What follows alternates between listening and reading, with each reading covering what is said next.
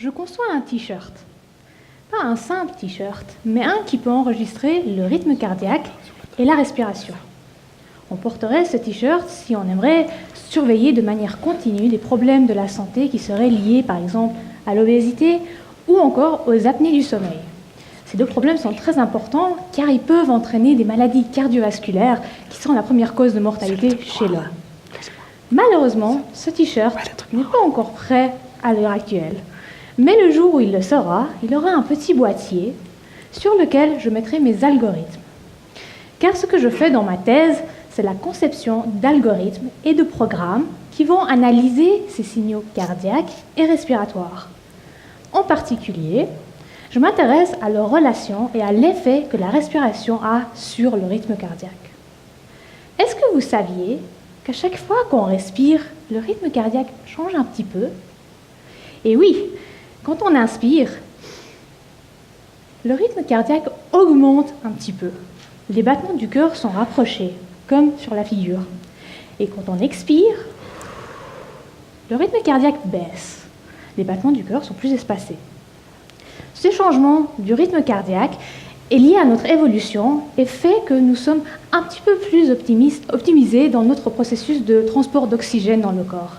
Effectivement, quand on inspire et on a accès à tout cet oxygène frais, c'est un très bon moment pour le cœur de travailler plus vite et d'acheminer cet oxygène dans le corps.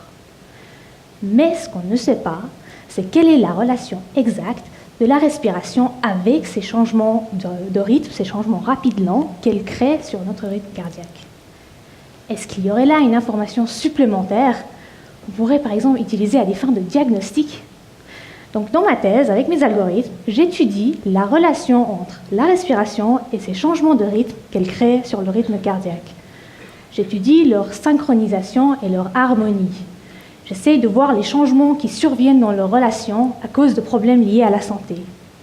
En quelque sorte, je viens écouter ces signaux, comme dans une chanson de musique.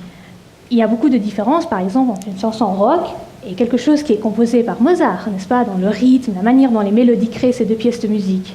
Donc avec mes algorithmes, j'écoute les signaux de notre corps et j'essaye de voir sur la base de leur chanson quel est le problème de santé. Par exemple, j'étudie la synchronisation entre la respiration et ces changements de rythme cardiaque pour pouvoir détecter les apnées du sommeil. Parce qu'autrement, ce sont des événements qui sont très difficiles à détecter, on aurait besoin des appareils très compliqués. La détection de ce genre d'événements, des apnées du sommeil, permet de diminuer le risque des maladies cardiovasculaires. Mieux encore, j'aimerais que vous tous puissiez écouter vos propres signaux. Merci.